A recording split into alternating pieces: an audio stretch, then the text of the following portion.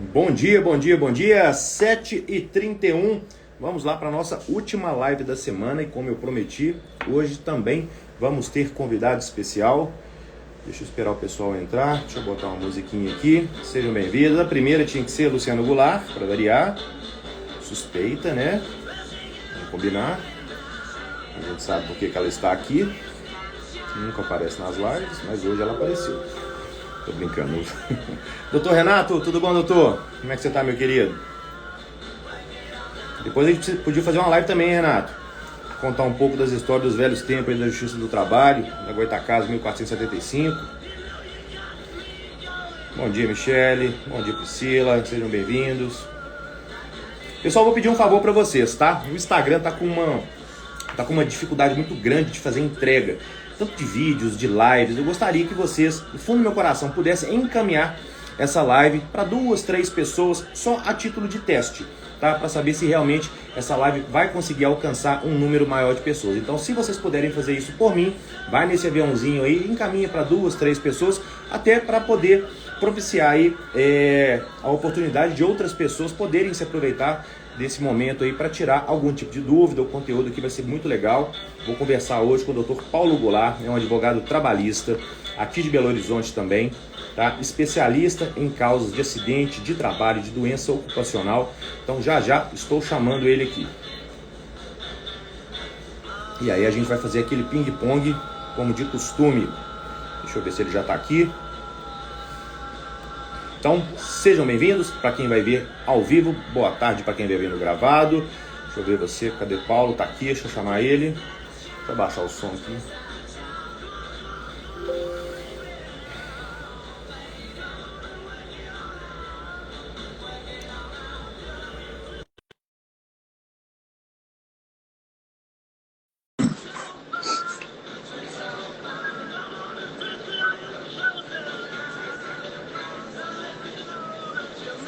Doutor Paulo! Doutor Leonardo, bom dia a todos. Você tá bom, meu querido? Tudo bem, meu amigo? Como é que estão as coisas? Graças a Deus. Sexta-feira, tudo ótimo.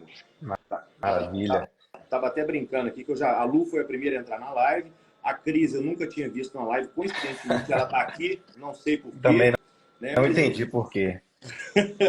Mas pelo menos existem pessoas que ainda não chegaram e espero que continuamos assim, né? Maravilha. Prazer Ô, estar aqui Paulo. contigo. O prazer é todo meu caro. Paulo, eu até fiz uma pequena apresentação sua para o pessoal que já estava aqui na live. Falei um pouco da sua especialidade, que você tem essa especialidade em causas de acidente de trabalho, em doença ocupacional.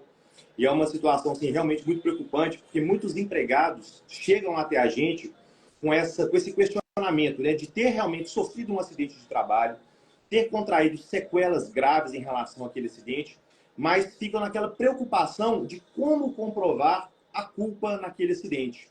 E eles já apresentam essa preocupação, esse questionamento, por muitas vezes não conseguir realmente ter qualquer tipo de indício que possa revelar que a empresa contribuiu de alguma forma, né, para a ocorrência daquele acidente. Né? O que seria, na visão, né, dos empregados, um elemento ali necessário para se alcançar todas as indenizações que a gente sabe que essas pessoas teriam direito. Indenizações por danos morais, materiais, pensionamento vitalício, estético.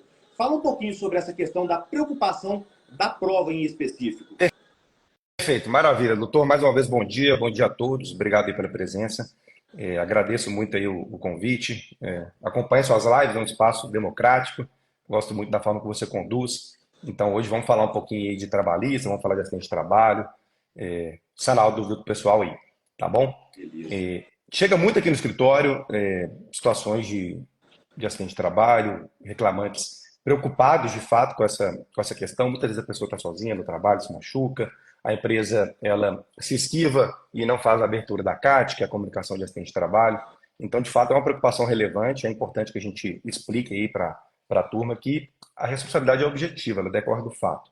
A empresa ela tem o risco do seu negócio. A partir do momento que ela tem um empregado, ela tem que garantir a segurança daquele empregado no ambiente de trabalho.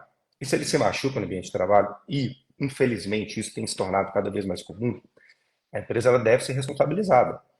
E decorre do próprio fato. tá bom? É claro que quando a gente tem uma testemunha, quando a empresa de fato assume com a comunicação da frente de trabalho, que é a CAT, isso tudo se torna mais fácil. A prova se torna mais fácil e a responsabilidade da empresa, ela se torna mais factível ao longo do processo. Mas é uma preocupação que o empregado tem que ter, tá bom? A empresa tem que provar o que não aconteceu ali dentro. Então, se o empregado chega com uma sequela, a responsabilidade é da empresa, até de uma possível indenização por danos morais, materiais. A gente tem muito aqui no escritório pensão mensal vitalícia. A pessoa chega bem no trabalho, fica durante anos e de repente ela não consegue mais trabalhar. E isso é uma contribuição, às vezes, de um trabalho árduo, repetitivo, e pode ser um pedido no processo muito relevante, a empresa ter que pagar uma pensão mensal vitalícia, seja integral ou até parcial, até que o empregado se aposentadoria, teria sua aposentadoria efetivada. Então é um tema bem relevante, infelizmente tem acontecido muito, eu faço muitos vídeos sobre isso, falta de segurança, mas o empregado ele tem que ter a tranquilidade que a Justiça do Trabalho ela vai proteger nesse sentido, que o acidente aconteceu. A tendência dos nossos tribunais é de uma indenização por danos morais. Exatamente.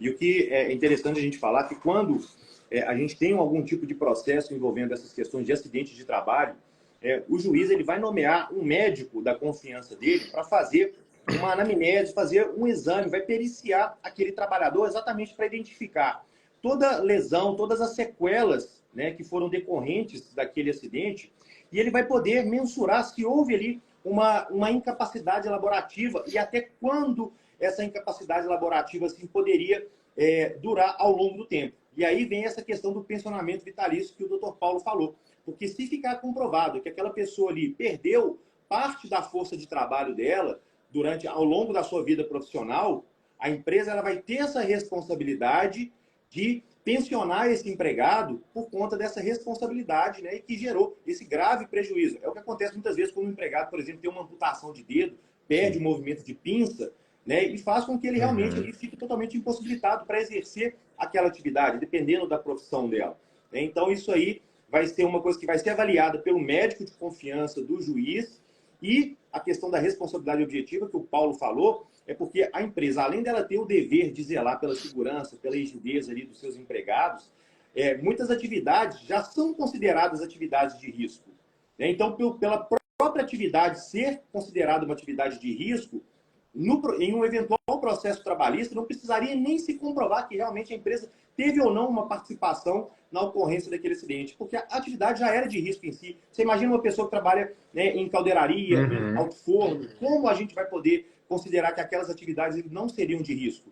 Então, só o fato da pessoa trabalhar em atividades como essa já é elemento suficiente ali para poder levar a esse tipo de indenização, de condenação na Justiça do Trabalho. Então, fiquem realmente sempre muito atentos e na ocorrência de acidentes de trabalho, né, não demorem para procurar pelo menos auxílio de um advogado. Não que você precise entrar com o processo no outro dia, não, mas pelo menos para saber quais os procedimentos você deve adotar, porque a questão da prescrição, né, Paulo, é muito importante. Fala um pouquinho aí sobre a importância de observar essa questão da prescrição e do cuidado que o empregado tem que ter em consultar um advogado logo que um fato como esse acontece. Eu recomendo aos meus clientes, quando eles chegam até o escritório, que a gente converse o quanto antes sobre o assunto, busque a maioria das informações e documentos, porque, infelizmente, num primeiro momento, a empresa, na verdade, assim, vou falar até felizmente, a empresa ela dá um apoio ao empregado no primeiro momento, mas o tempo vai passando e o empregado vai se sentindo sozinho. E quando você se assusta, passou o tempo. O que é a prescrição? O empregado ele tem o direito de entrar com ação trabalhista até 2 anos após o término do contrato de trabalho. Certo? E se ele sofre um acidente de trabalho, esse acidente tem que ter acontecido nos últimos 5 anos. Pode parecer muito tempo, pessoal, mas assim, não é. A pessoa sofre um acidente de trabalho, às vezes tem um apoio da empresa, sofre uma sequela, é reajustada ali na função, continua trabalhando, quando ela assusta, ela já está, o fato já aconteceu há mais de 5 anos, ela não consegue questionar essa questão. Existem algumas exceções, a gente não precisa entrar na regra agora, e também o prazo de 2 anos, que é o prazo mais curto. Acabou o seu contrato de trabalho, você tem 2 anos para entrar com ação trabalhista. Esse prazo, ele passa em um instante. Então, se você não tomar esse cuidado, de fato, você não vai conseguir mais questionar qualquer situação decorrente do seu contrato de trabalho. Tá bom? Aí, até pegando um gancho, Léo, se você me permitir, o Mylon, ele falou aqui que ele pegava muito peso, 8 meses afastado, sinto muita dor, ele foi mandado embora, vai ter que fazer cirurgia. É o típico caso de doença ocupacional. Ele foi carregando peso, foi sentindo dor, foi mandado embora. Assim, a gente não sabe a situação, se de fato o afastamento dele foi um afastamento correto. Muitas das vezes, o afastamento do empregado que sofre acidente de trabalho, ele não é adequado, ele vai pelo auxílio doença. A empresa não faz a abertura da CAT, ele fica afastado pelo auxílio doença, ele tem a falsa impressão de que quando ele voltar ele vai ter estabilidade. Isso não acontece. A estabilidade dele vai acontecer quando o afastamento for pelo INSS, ou seja, mais de 15 dias, e o auxílio doença acidentário, que é o código 91 do INSS. Então, Exatamente. Porque se não tem esse cuidado, a empresa manda ele embora, ele acha que tem estabilidade, então, de fato, ele vai ter que procurar esse direito na justiça. Exatamente. Eu, curiosamente, atendi um cliente de São Paulo há umas 2, 3 semanas atrás, e assim, foi uma das raras vezes que eu vi uma empresa emitir uma CAT em caso de uma doença ocupacional, de uma doença assim, de cunho emocional, sem a ocorrência de qualquer tipo de acidente. Eu até falei para esse cliente que eu me surpreendi com a postura da empresa, e aí esse empregado ele foi encaminhado para o INSS reconheceu a doença ocupacional, logo que ele voltou, ele passou a ser detentor da estabilidade provisória no emprego, mas a gente sabe, né, Paulo, que isso aí, infelizmente, é exceção. Porque você pode ter todos os elementos, todos os sintomas que indiquem ali que você contraiu algum tipo de doença, seja física ou emocional, nas atividades que você realiza na empresa. Mas a probabilidade da empresa reconhecer isso de forma espontânea e emitir para você essa CAT, que é o documento que vai ser a porta de entrada para esse empregado ter uma estabilidade no emprego de 12 meses, depois que ele voltar do afastamento do INSS, além do fato dessa situação gerar um ônus para a empresa, em razão aí de ter que continuar pagando fundo de garantia ao longo do afastamento, a chance é zero, é muito pequeno, é 1 em 1 milhão. Né? E a CAT, a importância da CAT, né, Paulo? Porque existem alguns acidentes que podem parecer até domésticos no primeiro momento, né, sem qualquer tipo de sintoma, de sequela aparente, mas a gente não sabe. A gente não sabe como que o nosso organismo vai se comportar daqui 1 mês, daqui 2 meses, em relação àquele acidente. E a responsabilidade da emissão da CAT não é pela gravidade do acidente, ou se o empregado teve que ficar internado, se ele teve que ir para o médico, se ele conseguiu o atestado médico. Não. Se você escorregou numa casca de banana dentro da empresa e caiu, isso é considerado um acidente de trabalho. Exatamente. Porque talvez não ecloda nenhum tipo de sintoma naquele momento, mas daqui 1 mês, daqui 2 meses, pode.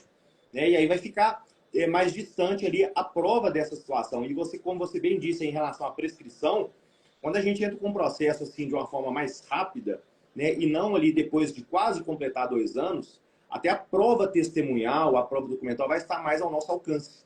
Né? Porque depois, se você esperar quase 2 anos para entrar com o processo, na hora de você buscar, por exemplo, auxílio, né, ou eleger algumas pessoas para ser possíveis testemunhas, talvez você já tenha perdido o contato dessas pessoas. Essas pessoas talvez nem se recordam mais do que aconteceu. E realmente é totalmente plausível a gente considerar que uma pessoa pode realmente não se lembrar da ocorrência de um fato que aconteceu há 4, 5, 6 anos atrás. Então, quanto mais se passa o tempo, mais distante você vai ficando assim do seu direito e até de comprovar esse direito, né?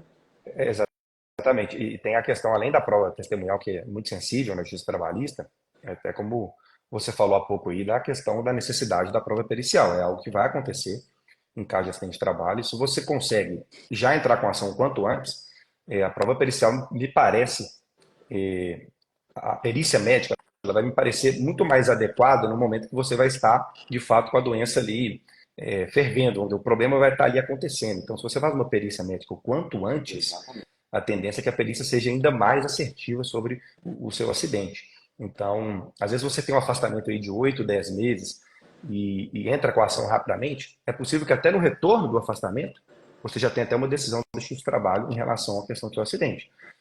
Sabemos que muitas das vezes o processo ele não é tão rápido, mas temos bons indicativos de processos trabalhistas andando bem, né, doutor?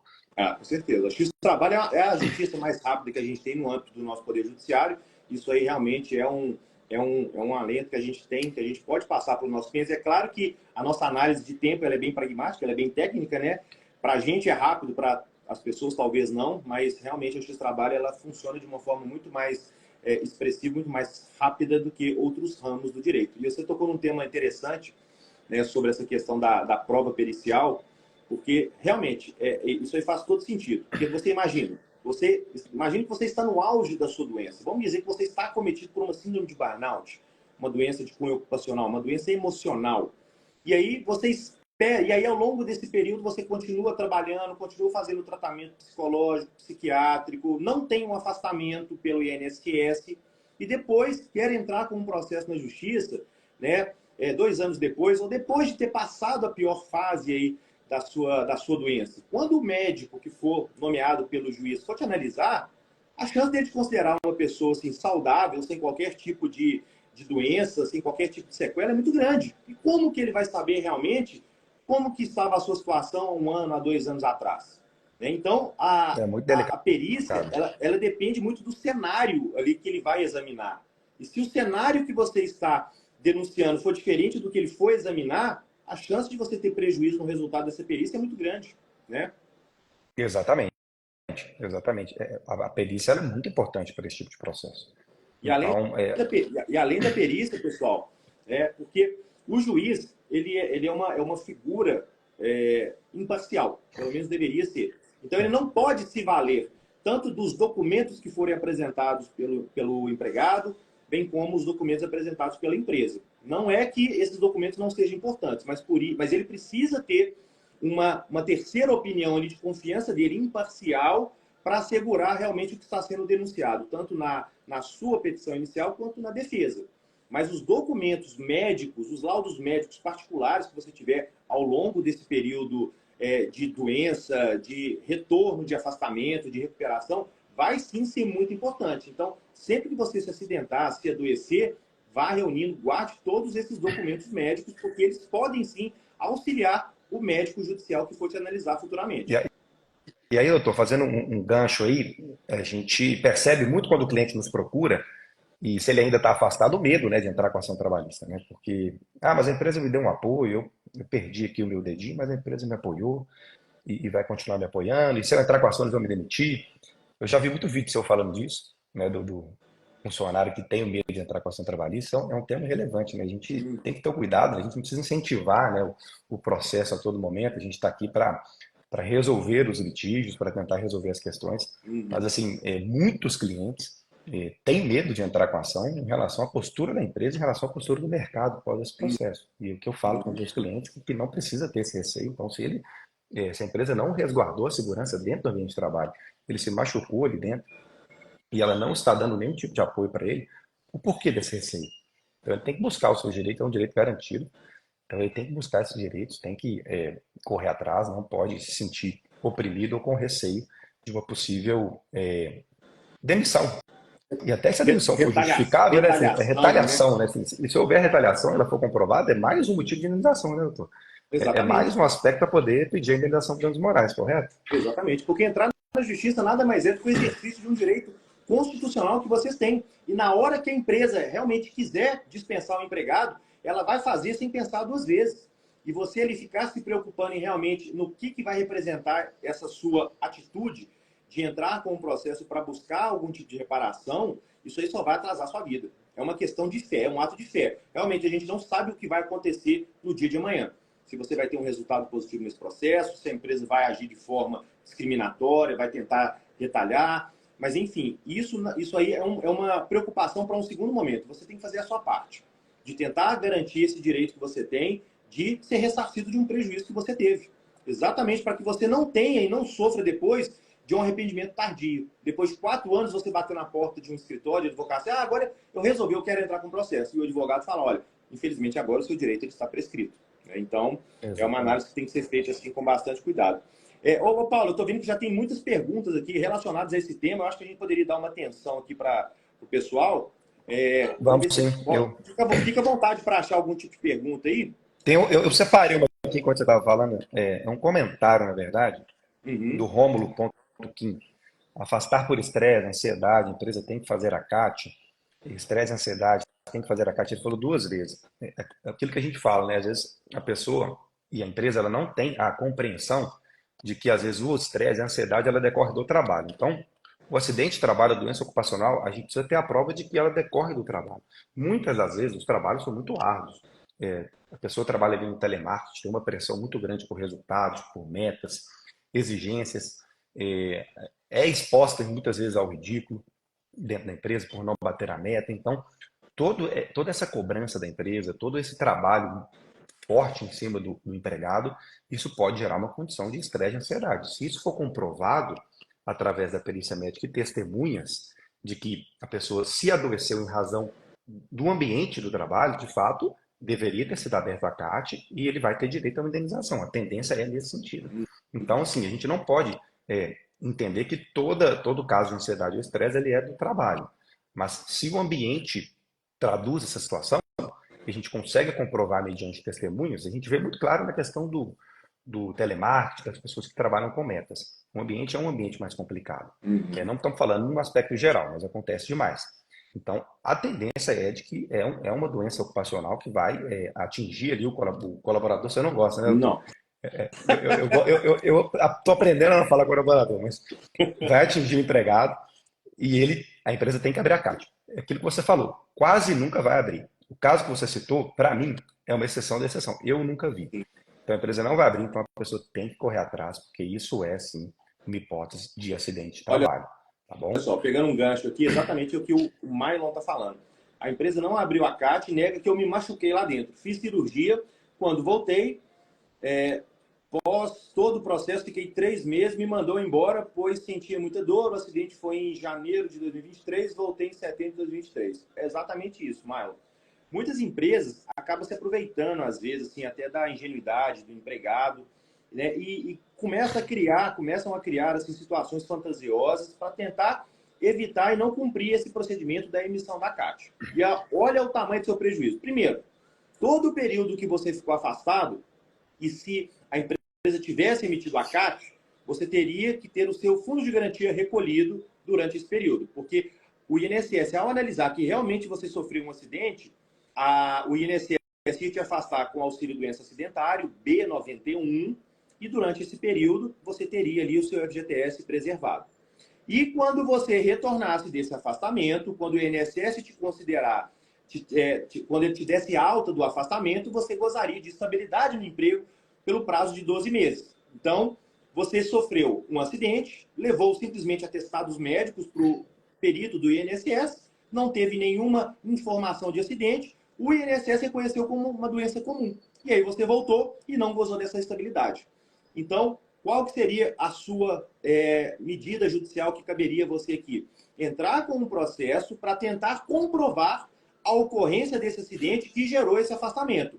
Porque se você tiver elementos ali bem resistentes, bem robustos, de que realmente o seu afastamento decorreu de um típico acidente de trabalho, você conseguiria reverter essa situação para buscar a indenização substitutiva, que seria todos os seus salários até o período final da sua estabilidade, 13º, férias, eventual indenização por danos morais, mas a prova da ocorrência do acidente seria totalmente fundamental, o que poderia ter sido suprido se a empresa tivesse emitido a CAT. Então, pessoal, sofreu um acidente, busquem a emissão da CAT. Primeiro pela empresa. A empresa não quer emitir? Vai lá no WhatsApp e fala lá textualmente: chefe, mas eu sofri um acidente aqui, eu sei que vocês têm que emitir a CAT só para ficar contemporâneo no fato. Mesmo assim, a empresa ignorou, procura o sindicato pode emitir uma CAT, procure um médico do trabalho, você mesmo pode baixar uma CAT, por exemplo, na internet e fazer a emissão dela. Então, não deixem de se preocupar com esse tipo de procedimento, porque realmente ele vai fazer muita diferença lá na frente se você se ver prejudicado. Uma outra pergunta que eu queria reportar para você aqui, Paulo, eu esqueci o nome da pessoa, mas eu lembro exatamente o que ela perguntou. Que ela realmente ficou afastada, recebendo auxílio doença acidentária por um acidente de trabalho, e ela retornou, o INSS deu alto para ela retornou e ela passaria a ter a estabilidade de 12 meses. Mas ela não quer ficar na empresa, ela não quer gozar essa estabilidade. E ela quer saber se realmente ela teria algum artifício jurídico, se ela era obrigada realmente a ficar na empresa ou se ela poderia renunciar a essa estabilidade.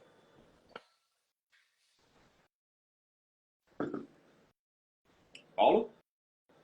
Cortou aqui um pouquinho. Cortou, doutor, mas Ah, eu tá. acho que eu consegui. Não, Eu eu não não sei consegui até localizar a onde você... pergunta, mas Tá. A pergunta que eu fiz é: o empregado, quando ele retorna, tá, do auxílio doença acidentário, por ele ser detentor de estabilidade, se ele se vê obrigado a ficar ali algemado nessa estabilidade pelo prazo de 12 meses, ou se ele pode renunciar, pedir demissão, entrar com uma ação de rescisão direta, se for o caso.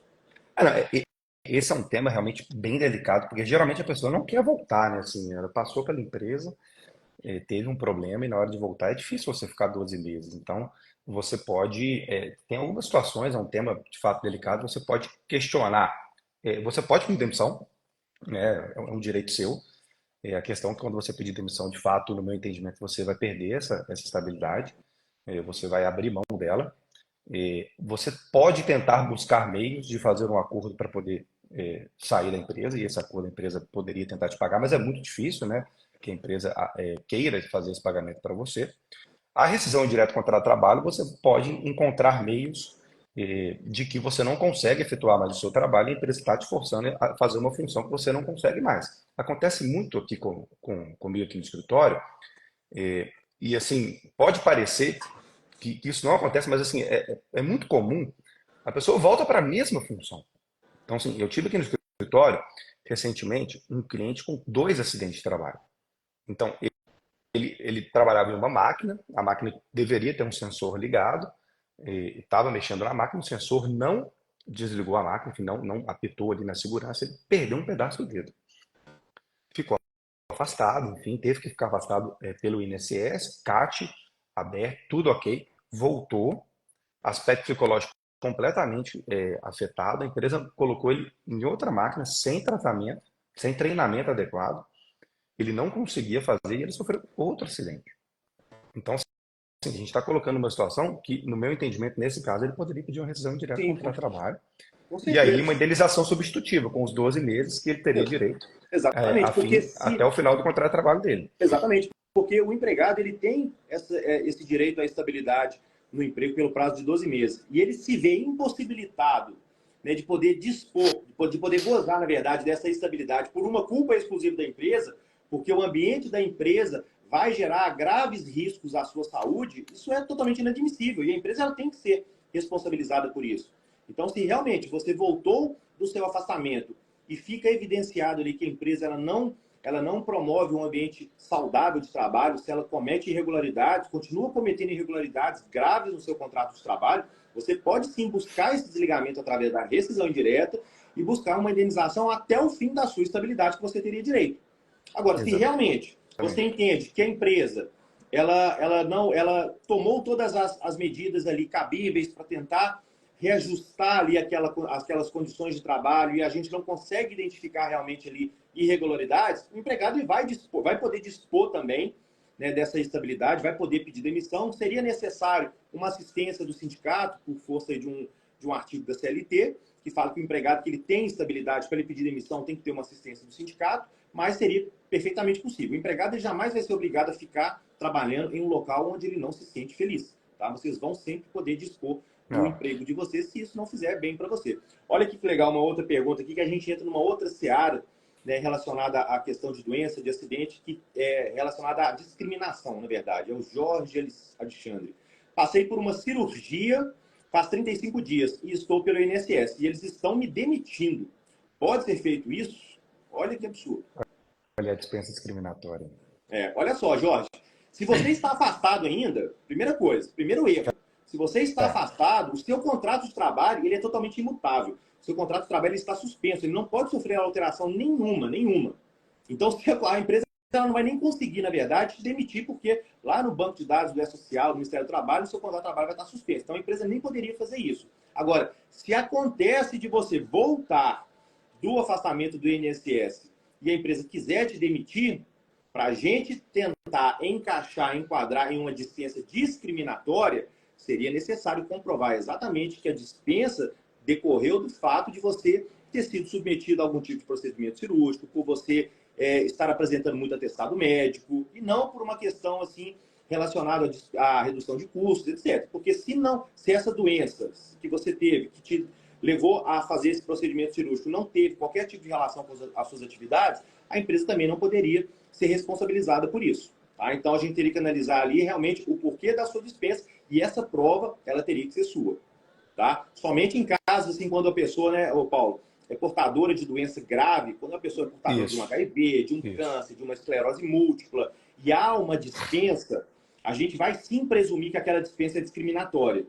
E aí caberia a empresa demonstrar para o juiz, falar, não foi dispensa discriminatória, não. A gente está demitindo essa pessoa, não é por causa da doença. e sim por uma questão de redução de custo, porque ela não se mostrou ali uma empregada capaz ali de atender as expectativas da empresa, o resultado dela foi aquém do que a gente estava esperando.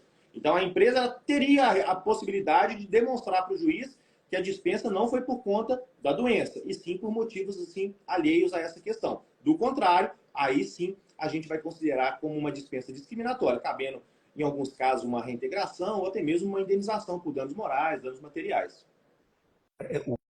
A dispensa discriminatória com doença grave, ela, de fato, o próprio atestado, o próprio documento médico se torna mais fácil para a prova. Fora isso, é um tema muito relevante, que as pessoas criticam muito esse assunto, né? Se a empresa pode demitir, é o direito dela demitir, mas enfim, se for pelo motivo, pela doença, pelo afastamento, de fato, o comportamento judiciário tem sido para a indenização por danos morais, com certeza. Pouco provável que a pessoa queira voltar, né? A reintegração também é uma possibilidade. Léo, deixa eu só puxar um aqui, então. Uhum. A Mirelle Rodrigues é um ponto até interessante.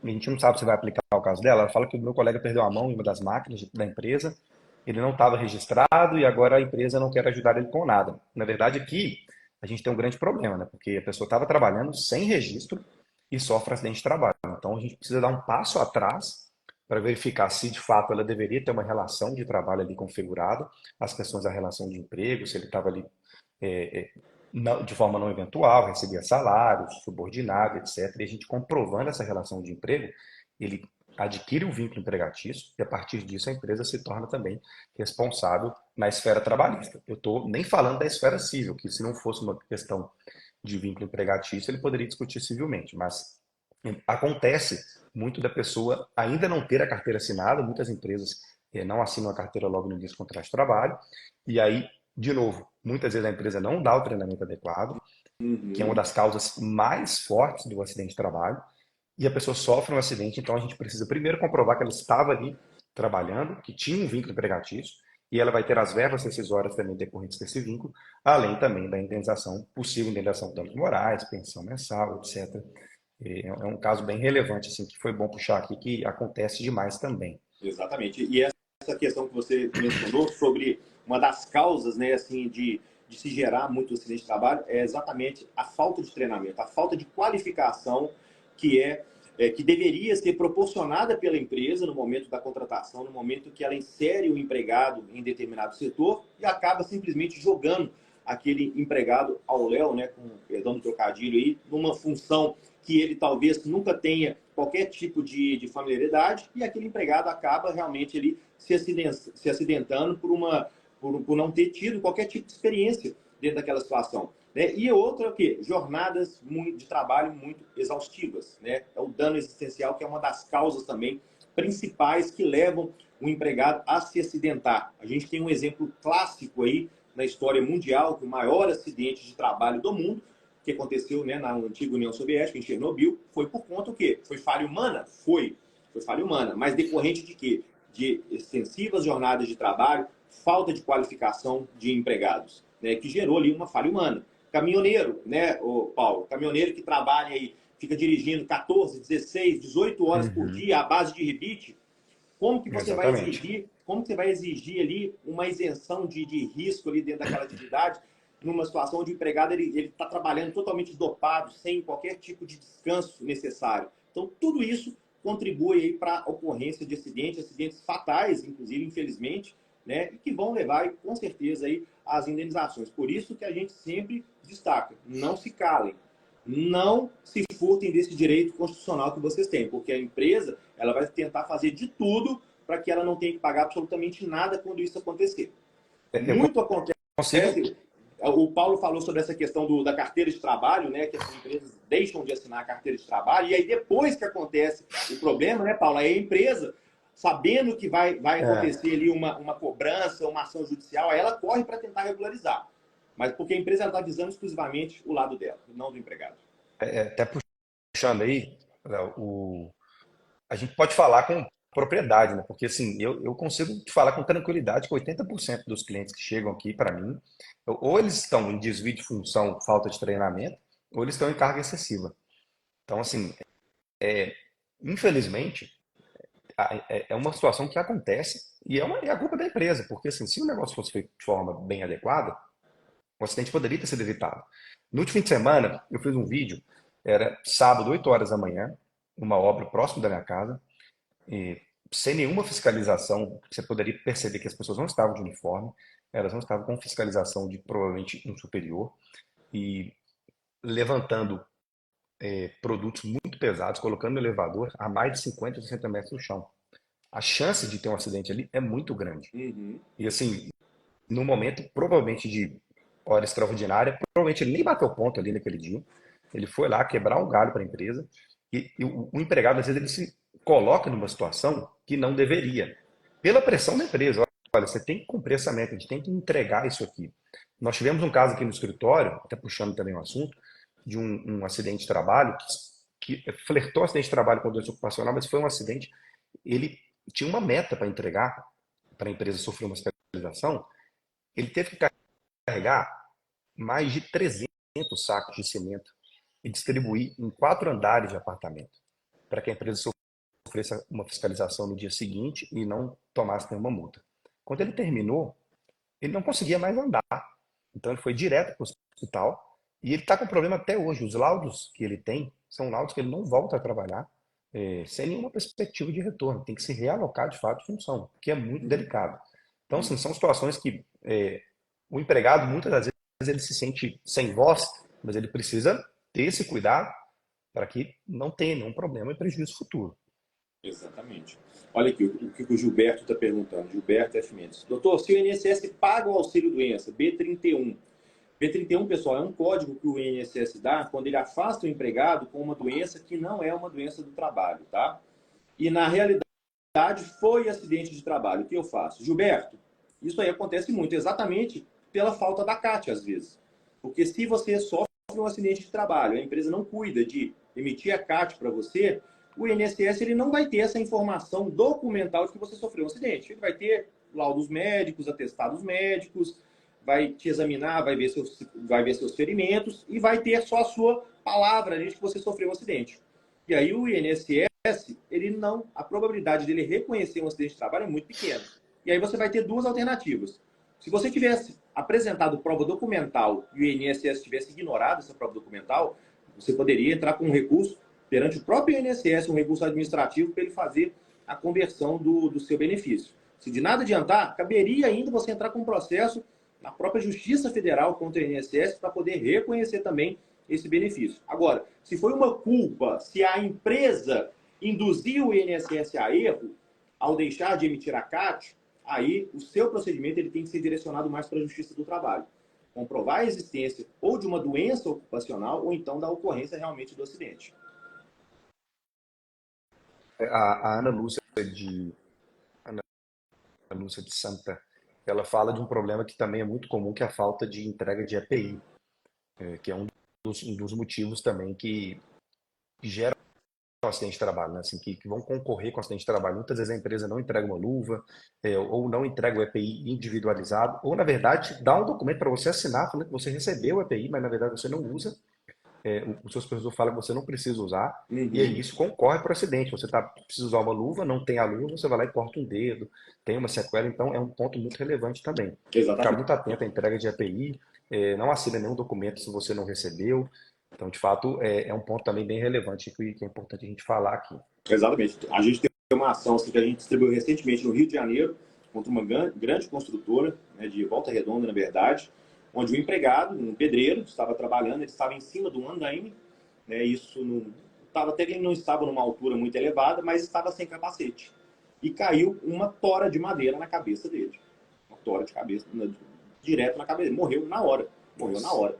Não sabemos se realmente, se ele estivesse de capacete, iria salvá-lo ali naquele momento. É uma questão assim, né, é uma incógnita, mas poderia salvá-lo de alguma forma. Agora, você sem qualquer tipo de proteção, e isso aí já ficou evidenciado até no inquérito que foi instaurado, né, a culpa, primeiro que a atividade da construção civil, da construção pesada, já é considerada ali atividades ali, de natureza grave, que gera ali a questão da responsabilidade objetiva, sem nem ter que precisar de comprovar a culpa da empresa. E o empregado, um pedreiro, em cima de um andaime, trabalhando sem capacete, e aí cai uma tora na cabeça dele, isso aí é fava contada, vai ser indenização assim na certa, que se tivesse fornecido o equipamento, o equipamento poderia evitar isso. E aí vem um outro questionamento, né, Paulo?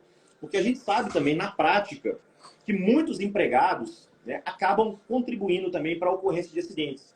As empresas até fornecem muitos equipamentos de proteção individual, mas por uma dificuldade de manuseio, por uma falta de vontade do próprio empregado usar aquele equipamento, por atrapalhar, por não se sentir confortável, acaba não utilizando por uma vontade própria.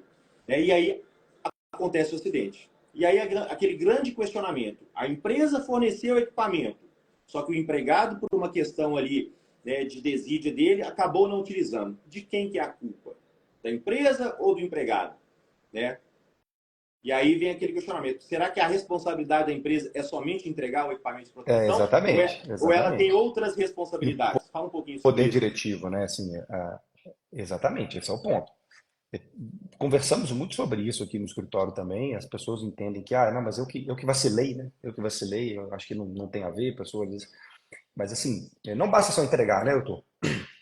Tá aqui o EPI, toma e resolve. É o poder diretivo, o poder de gestão, de controle. Então a empresa ela tem que fiscalizar. Ela tem que fiscalizar se o seu empregado está usando o EPI. E se ele não estiver usando, ela tem que dar advertência, por exemplo, tem que conversar, explicar. Primeiro uma conversa, né? Costumeiramente se faz a advertência oral. E se o fato se repete, a empresa vai para advertência escrita, balão, e pode até gerar uma justa causa. Uma justa causa, claro, com Dessa certeza. forma, a empresa de fato se protege. Porque assim, eu estou entregando o EPI, ele não quer usar, as coisas não estão fluindo, a gente adverte uma, duas vezes, então se a empresa se mantém silenciosa, deixa de lado, para mim ela assume a responsabilidade pelo acidente. Por mais que tenha entregue o EPI, tenha entregue ali o equipamento, se ela não fiscaliza e ela tem esse dever, ela assume para si a responsabilidade do acidente. Sim, E no vão ter meu entendimento, ela tem que pagar a indenização. para mim também sou dessa mesma opinião, só que a gente sabe que na prática vão ter juízes, né, mais conservadores que vão atribuir aí uma responsabilidade concorrente, ou seja, vai atribuir a Pode. culpa às duas partes nessa relação de emprego. A empresa, no quesito de não ter fiscalizado, ter simplesmente entregue os equipamentos de proteção individual e não ter cuidado da fiscalização efetiva, de não ter promovido aí mecanismos para fazer com que os empregados realmente utilizassem aquele equipamento. E o empregado ele vai ser responsabilizado dentro da sua parcela de culpa por aquele ato de insubordinação de não ter utilizado por uma vontade própria, mesmo tendo recebido o equipamento. Então, a gente sempre vai cair também na esfera da prova, né, da entrega, da fiscalização e também do entendimento dos juízes em relação a esse assunto. Exatamente. Bom, Puxa Paulo, eu tô vendo pode que ir.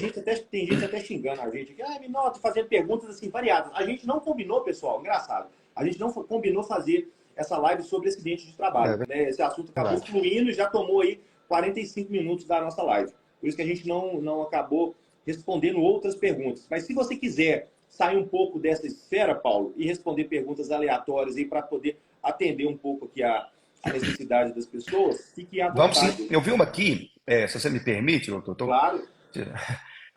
de pagamento de salário, né? Recebi 60% do meu salário e não tenho previsão de receber o restante, né? Então, assim, é, a gente fala muito sobre isso, a obrigação da empresa. Não somente nós, o empregado, ele tem o dever de cumprir as regras da empresa, cumprir ali o dia a dia, tem que chegar no horário, tem que fazer o trabalho, a empresa tem as obrigações dela, que é de pagamento de salário, recolhimento de FGTS, INSS, etc.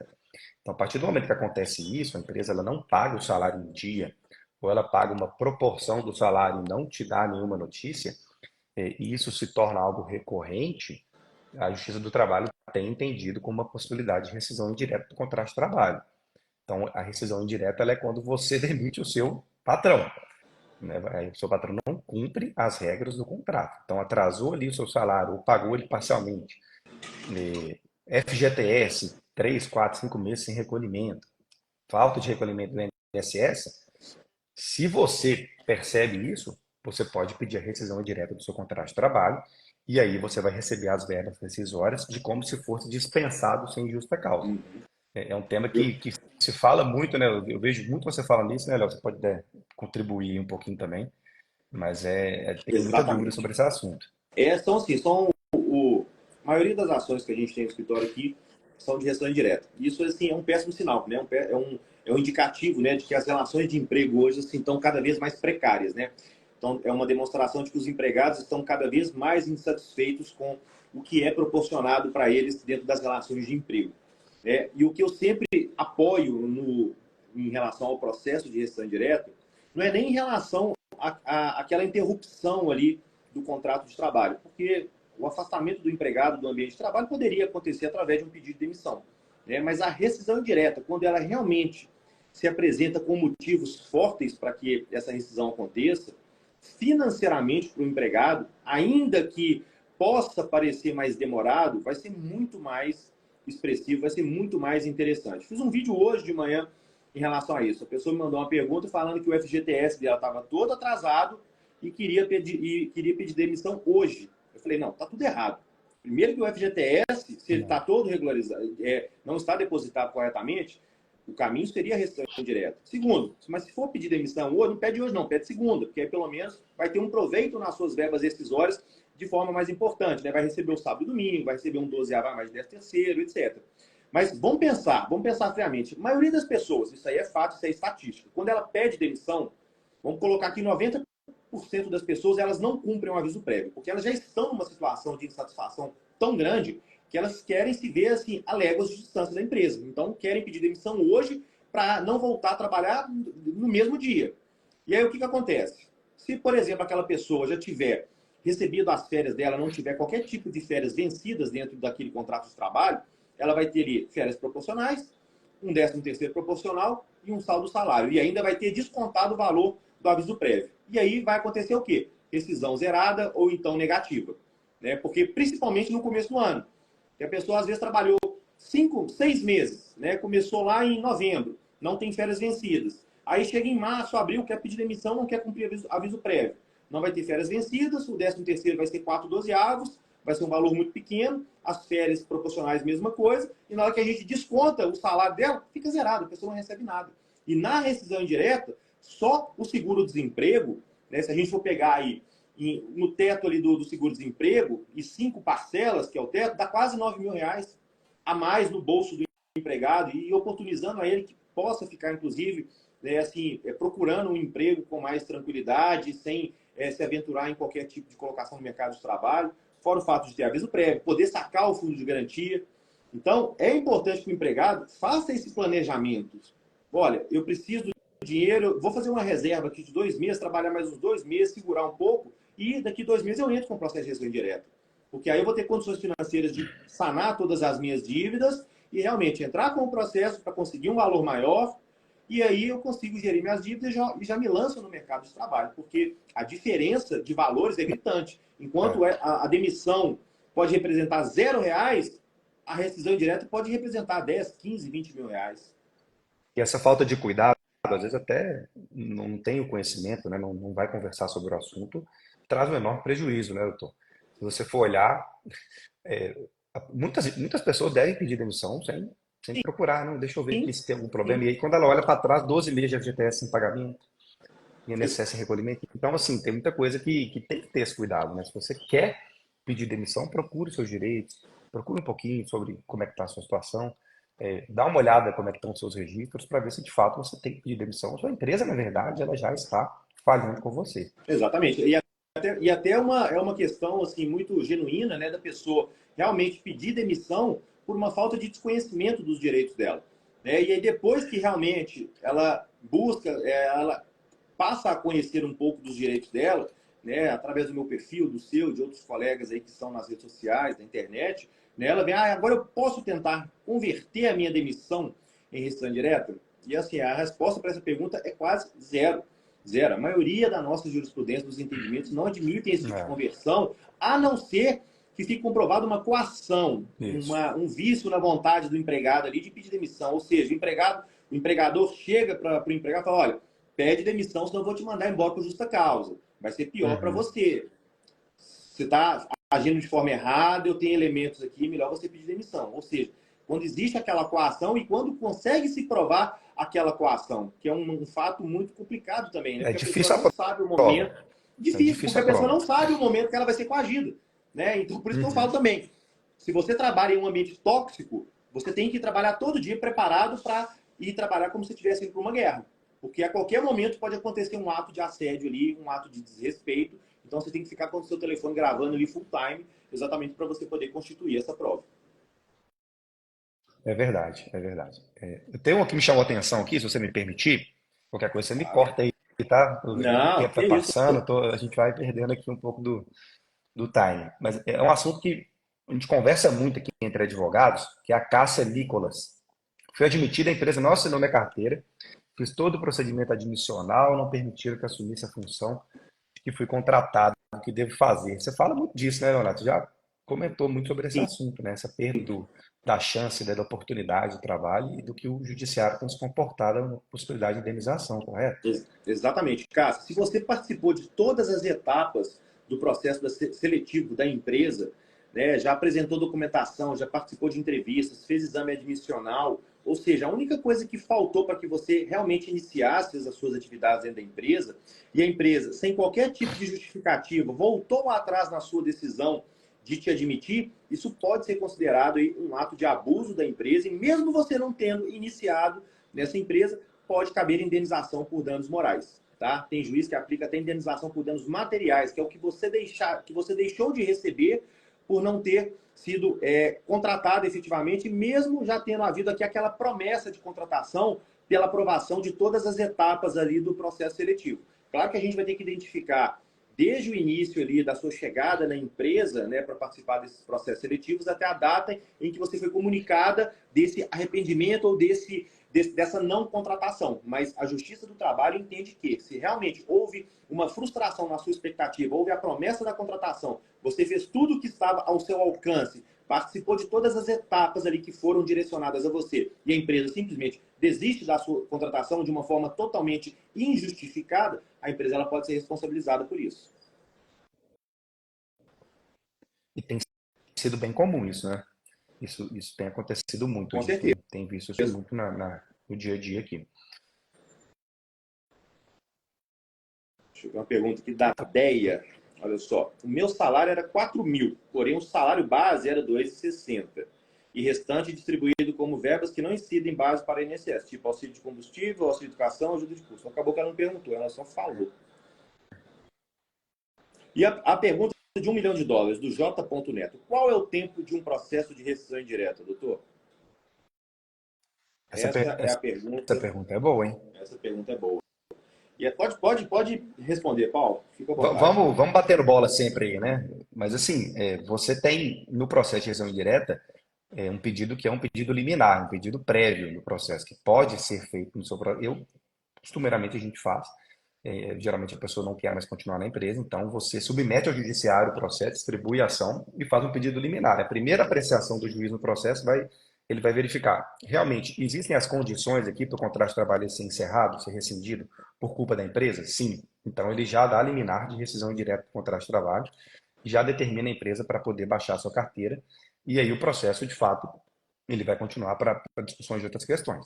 Mas é um processo, o doutor Leonardo vai poder falar um pouco mais de propriedade, que de fato ele tem muitos processos nesse sentido. Mas Isso, a primeira decisão é uma decisão rápida, né, doutor? na verdade, essa questão da medida cautelar, assim, a maioria dos juízes, né, assim, não acolhem muito essa questão da liminar, porque, querendo ou não, é uma justa causa que o empregado vai estar aplicando à empresa. É um rompimento muito severo, muito abrupto. É a gente pensar que uma empresa poderia consignar uma ação para que seja ali liminarmente reconhecido realmente a justa causa aplicada ao empregado. Então, o judiciário ele tem que agir com uma certa cautela para saber se realmente aquelas denúncias que estão sendo apresentadas pelo empregado no processo se revestem realmente de veracidade e se são realmente faltas que podem ser consideradas de natureza grave para realmente aí romper essa relação de confiança entre empresa e empregado. E aí, em relação ao tempo, existem inúmeros fatores que influenciam na duração do processo. Vai variar de cidade para cidade, de estado para estado, de vara para vara. Aqui, eu e o Paulo, nós estamos em Belo Horizonte, Minas Gerais. Aqui em Belo Horizonte nós temos 48 varas.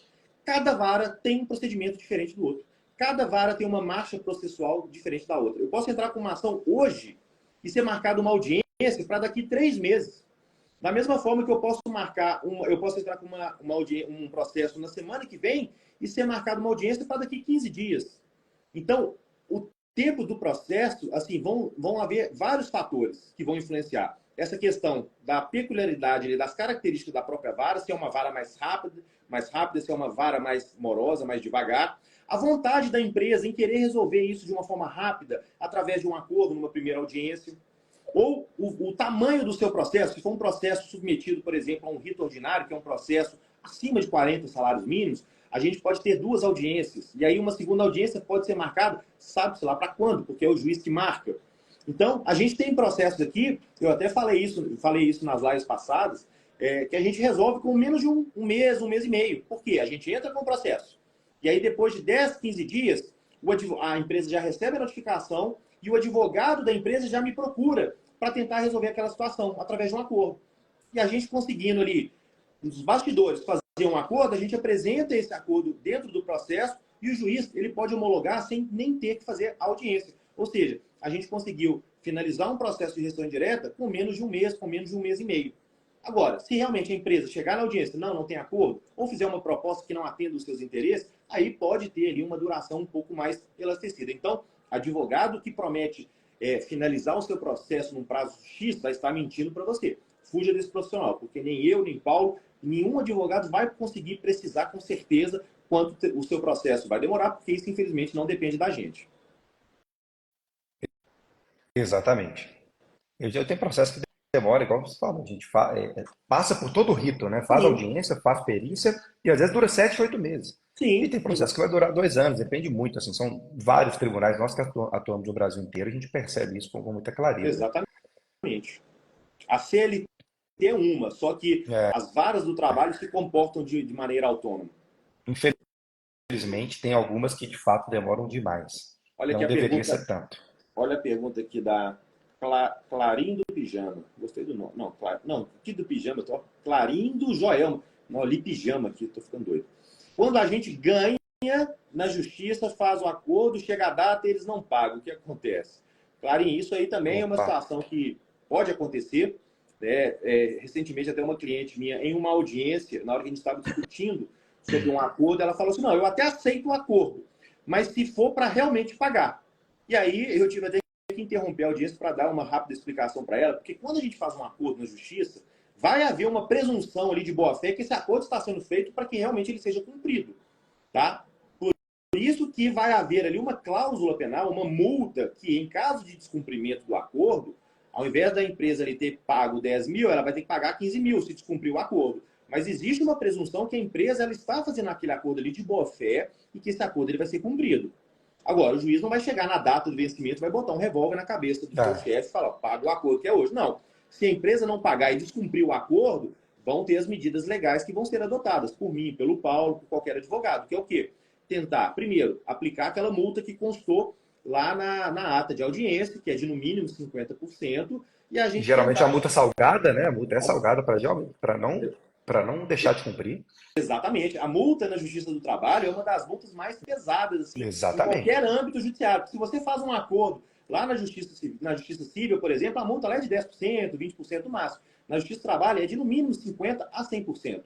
Então, se não houver o descumprimento, o que a gente tem que fazer é o quê? Aplicar essa multa para que o seu valor aumente e a gente tentar receber isso de maneira forçada da empresa. Buscar penhorar valores na conta, bens, carros, etc. Mas o acordo é feito gerando essa presunção de que realmente a empresa vai cumprir. Mas, né, a gente não sabe se isso aí vai realmente acontecer ou não.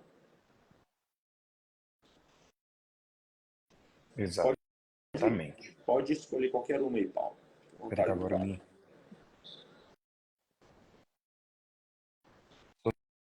você achar uma antes aí, você me Tá. E o fala aqui, pessoal vai entrando tá aqui, bom? vai deixando as Que perguntas tem para hora que dá trás. pra, né, vai passando aqui, a gente não encontra.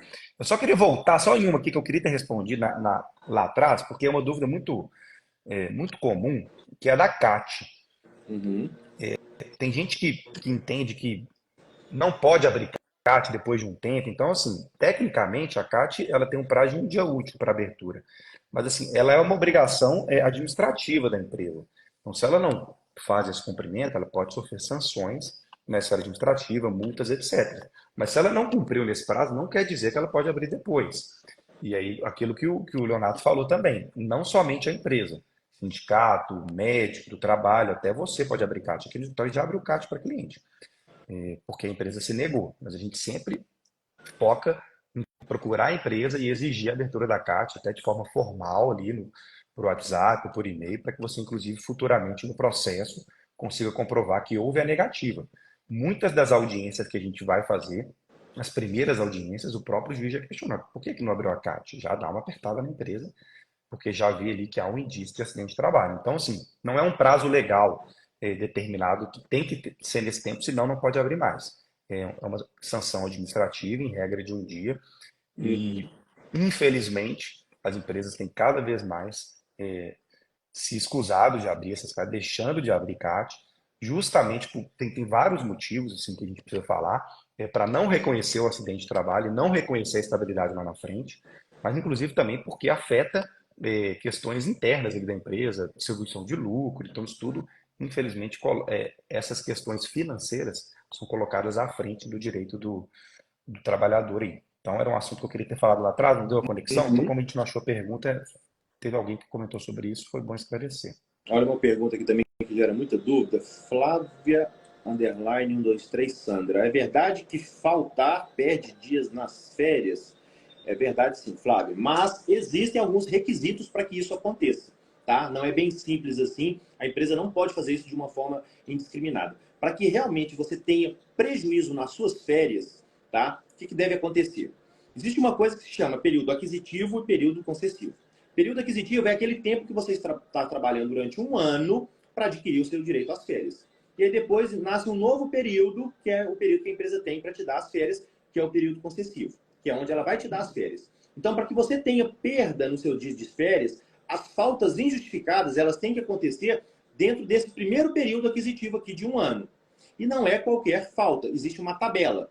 Existe uma tabela onde você vai faltando injustificadamente e vai perdendo gradativamente esses dias nas suas férias. Então, essa tabela é da seguinte forma: existe uma proporção de 8 por 6. Até 5 faltas injustificadas, você não vai perder nenhum tipo, você não vai perder nenhum dia nas suas férias. Agora, de 6 a 14 faltas, você já vai perder 6 dias nas suas férias. Você só vai ter direito a 24 dias de férias.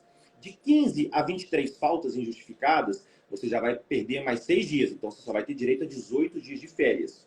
De 24 a 32 faltas injustificadas, você vai perder mais 6 dias nas suas férias. Então, as suas férias seriam só de 12 dias. E acima de 32 faltas, você perderia por completo o seu direito às férias. Então, tem que ser respeitado essa tabela, essa proporção de 8 por 6. A cada 8 faltas injustificadas, você vai perdendo 6 dias. Claro que empresa nenhuma espera, né, um empregado ter esse volume de faltas injustificadas. Né? Vai dispensar por justa causa bem antes. Mas se for uma empresa tolerante e quiser manter aquele empregado, mesmo com esse histórico de faltas injustificadas, isso aí vai poder representar, sim, na perda das suas férias.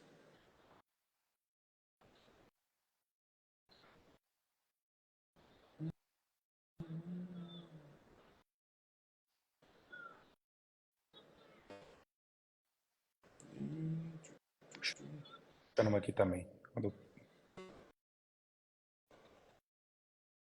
Bom dia, trabalho como não sei. Ah, tá. Olha que pergunta também interessante, gera muita dúvida. Isso aí, eu e o Paulo, a gente teve uma situação muito presente esses dias. A gente viajou junto para Porto Seguro. E olha a pergunta aqui dessa seguidora. Oi, bom dia. Trabalho como auxiliar de limpeza e não recebo adicional de insalubridade. Como posso proceder? Esse tema é bom. Pode, pode. Ontem nós tivemos uma perícia aqui no escritório, até já conectando aí. O local era para ser um hotel. Então você já tem uma ideia da quantidade de banheiro que tinha no local. A nossa cliente, ela limpava em algo em torno aí de 80 a 90 desses Nossa. banheiros ao longo do dia. Então, assim, era um negócio absurdo. Então, nós tivemos uma perícia nesse sentido. A gente sabe que em locais de grande circulação, pessoas que trabalham com limpeza ela têm direito ao adicional de insalubridade. Esse adicional ele pode ser até de 40% sobre o salário mínimo. A gente precisa certificar o grau de exposição, né? Mas, assim, muitas empresas não estão fazendo esse pagamento, justificando que não tem esse grau de complexidade de circulação, enfim. Então, trabalho em banheiro de shopping, rodoviária, como a gente mesmo falou há pouco aí, né, Leonardo? Dentro da pousada, o Leonardo fez um vídeo nesse sentido, eu também fiz. As pessoas não recebem ou recebem em cima de um percentual menor. Então, é um tema muito relevante, poucas pessoas sabem sobre esse assunto. Então, tem direito sim ao adicional de salubridade, geralmente faz perícia, às vezes nem precisa, Uhum. né? Você feita uma perícia no local já identificando que o ambiente ele é insalubre, ela pode ser usada até em outros processos. Então, de fato, tem sim esse direito, a tendência é de ter um percentual a mais aí sobre o salário mínimo. Exatamente. E é uma coisa que muitas empresas fazem no ramo de hotelaria, faculdades, restaurantes, é o quê? Pagar um adicional de insalubridade num percentual muito inferior. Geralmente essas Ah, empresas sempre optam em pagar em 10%, que é o grau mínimo. 10%. Porque pode haver sim uma divergência aí em relação ao grau médio para o grau máximo. Só que as empresas, o que elas fazem? Elas pagam em grau mínimo. Porque o que vai fazer o empregado ter direito ao adicional de insalubridade de uma forma mais predominante para pessoas que realmente trabalham na área de limpeza, seja de banheiro ou de quartos, por exemplo, de hotel, é o contato que ela tem com esses agentes biológicos, com dejetos humanos, papel higiênico, absorventes, preservativos, sangue, fezes, urina, materiais ali que podem estar contaminados. E isso não vai ter equipamento de proteção individual que vai proteger o empregado, né, dos efeitos desses agentes que você pode estar em contato. Então, as empresas, às vezes, elas pagam, vou pagar 10% só para tentar mostrar para o empregado que eu cumpro o meu papel. Estou Né, e cumprindo. dar aquela impressão de que, não, eu sempre paguei o adicional de insalubridade, porque talvez o empregado nem saiba que existe essa diferenciação de grau, de 10, 20 e 40%, né, e acaba ficando por isso mesmo. Mas mesmo se você recebe o adicional de insalubridade, você pode ter direito, sim, a reaver algum tipo de diferença, né, entre um grau médio para o mínimo ou o grau máximo para o médio, a depender de qual situação que você está submetido dentro da empresa. Perfeito.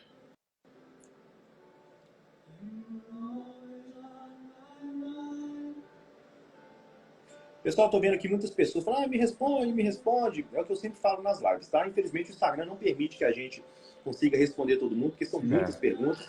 E a gente acabou fazendo uma live muito mais assim, informativa, né, sobre essas questões relacionadas a acidentes de trabalho, especialmente.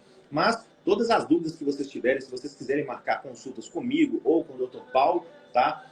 Basta nos contactar através do nosso WhatsApp, que vai estar estampado aqui no nosso perfil. Todo mundo que está aqui, quem não segue o Dr. Paulo, não deixe de seguir, que vocês vão receber conteúdo aí sempre de altíssima qualidade, para vocês poderem aí ter sempre uma assessoria de perto. Nós estamos em Belo Horizonte, mas temos essa atuação em âmbito nacional, como vocês já sabem. Ô Paulo, já são 8h40, eu já tenho um compromisso às Estendemos um 9 pouquinho horas. aí também, né? Verdade. É, vamos encerrar, então? Vamos sim, vamos sim, doutor. Mais uma vez eu te agradeço pelo espaço. É sempre bom conversar contigo.